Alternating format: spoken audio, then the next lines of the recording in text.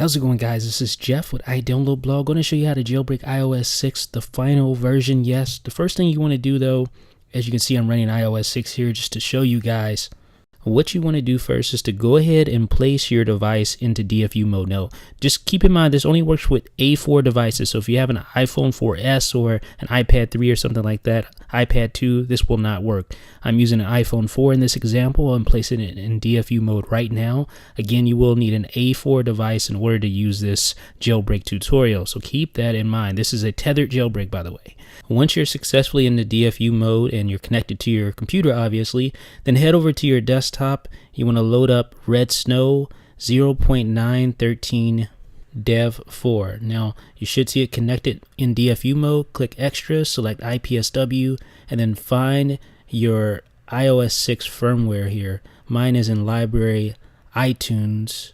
If I can find it, because I actually downloaded the firmware via iTunes and iPhone software updates. Just go ahead and select that. If you downloaded it manually, just find it wherever you downloaded it to, and then you should see successfully identified. That is a good thing. So it identified the firmware. Click OK, then go back, and now click on Jailbreak, and this will process all the data. Make sure Install SSH is checked. Of course, Cydia won't be installed. Click Next.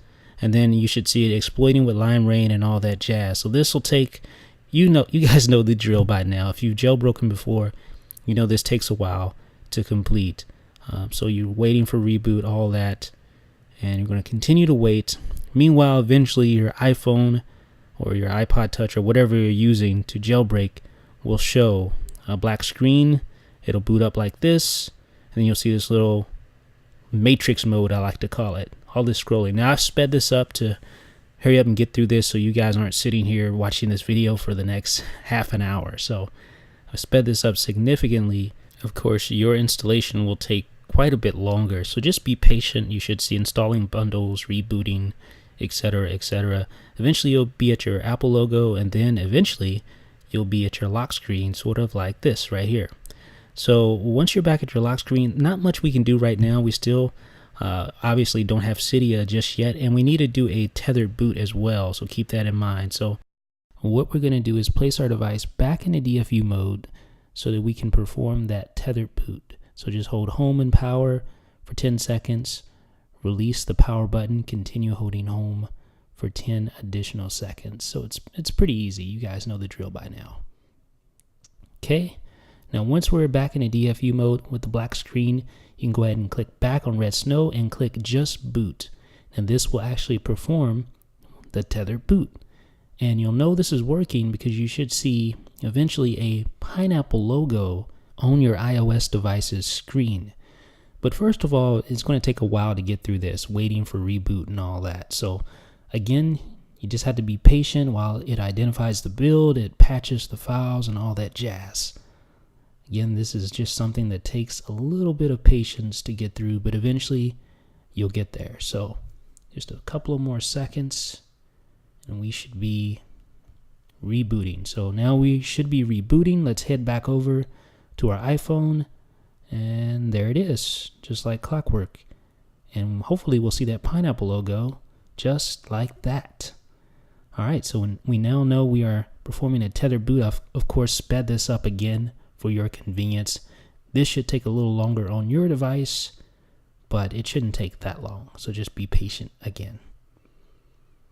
Okay, in a few more seconds, we should be back up to our lock screen. And really, the jailbreak portion is complete. We've installed SSH, which will be essential for us to install Cydia in a few minutes. So there we are back at our lock screen. Let's go ahead and unlock the device. Let me just show you that there's still no Cydia there just yet, even though we performed the tethered boot.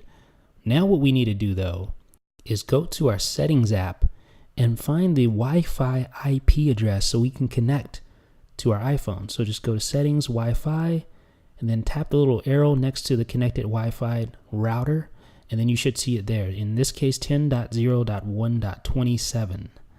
So that is the IP address that I need to connect to using the terminal app on my Mac. So make sure you denote your own IP address. Yours should be different than what I have on mine. Have you written that down yet? Well, if so, then head over to your Mac and you want to open up the terminal app as I have here. Type in SSH space and then root, the @ sign, and then your IP address. In my case, 10.0.1.27. Hit enter. It'll wait a little while, so just be patient right here. It'll seem like it's doing nothing, but it's actually negotiating a connection with your device. So there you go. Are you sure you want to continue connecting? Type yes, enter, and then put the password in. The password is Alpine, all lowercase. Once you've done that, you're connected. Now you just need to copy and paste this information, which you'll find on iDownload blog in this post or in the description on YouTube, and then hit enter. And that will actually download all the necessary files and install Cydia on your iOS device. And really, that's all you need to do. Once you put this command in, you may see some feedback and may see like permission denied or something like that. Just ignore that. If you get permission denied, it's okay. Don't sweat it. Don't get too antsy. Everything should be okay. This will take a few minutes, a minute or so, I don't know, give or take a few seconds. Once you're at this part of the prompt, it's back at your pound sign, you're good. So your iPhone should automatically go ahead and respring itself, and then you should see Cydia right there on your home screen, just like that. Now, once you run Cydia, it'll have to go through and perform, its update, and that's very lengthy, preparing file systems. So I've sped this up significantly, but that's all there is to it, ladies and gentlemen. That's how you get Cydia on your jailbroken iOS 6 device. It really isn't as difficult as it seems. So let me know what you guys think in the comments section. Were you able to successfully get Cydia on your device? Let me know what you think. This is Jeff with iDownload blog.